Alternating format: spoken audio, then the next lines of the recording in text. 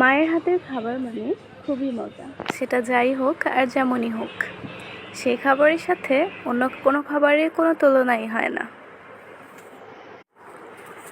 আসসালামু আলাইকুম, সবাই কেমন আছেন? আলহামদুলিল্লাহ, আমি ভালো আছি। আশা করি আপনারা সবাই ভালো আছেন।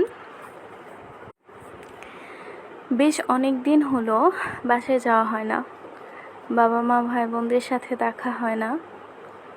সবাইকে খুব মিস করছি, সবার কথা খুব মনে পড়ছে।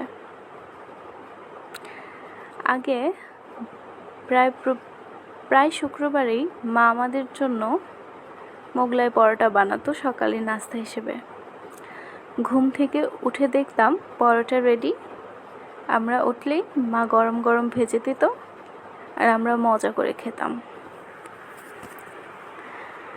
সাথে থাকতো দুধ চা আর হাতে বানানো টমেটো সস।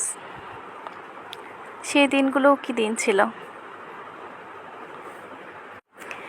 সে কথা ভাবতে ভাবতেই আজকে বিকেলের নাস্তা হিসেবে ভাবলাম মোগলাই পরোটা বানানো যাক। তো যেমন ভাবা তেমন কাজ। মোগলাই পরোটা বানানোর জন্য আমি 1 কাপের মতন আটা নিয়ে নিয়েছিলাম। সেই শুকনো আটার সাথে লবণ আর রান্নার তেল দিয়ে ভালো করে শুকনো উপকরণগুলো মিক্স করে নিয়েছিলাম। কতক্ষণ ভালোভাবে মেখে নেওয়ার পর অল্প অল্প পানি দিয়ে সেটাকে স্মুথ একটা ডোতে রূপান্তর করে ফেলি।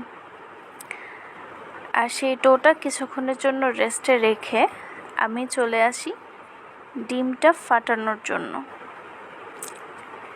ডিম ফাটানোর জন্য আমি 2টো পেঁয়াজ 2টো কাঁচামরিচ নিয়ে নিয়েছিলাম। সুন্দর করে মিহি করে কেটে নিয়ে সেটাকে লবণ মেখে তার সাথে ডিম মিক্স করে দিই।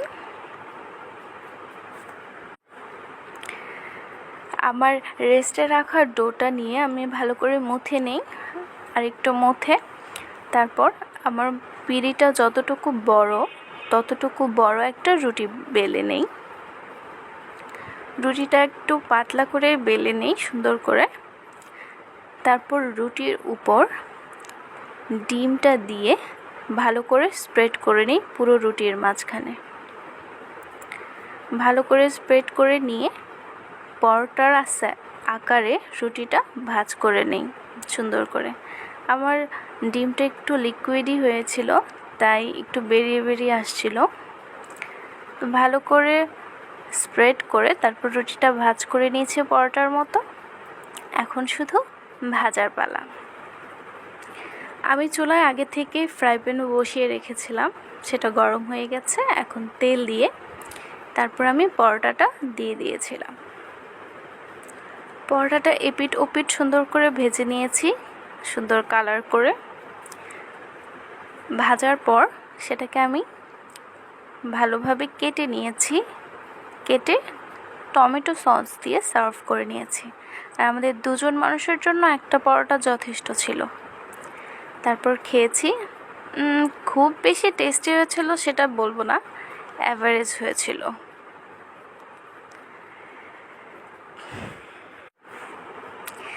আপনারাও চাইলে বানিয়ে খেতে পারেন, খুবই ইজি একটা জিনিস।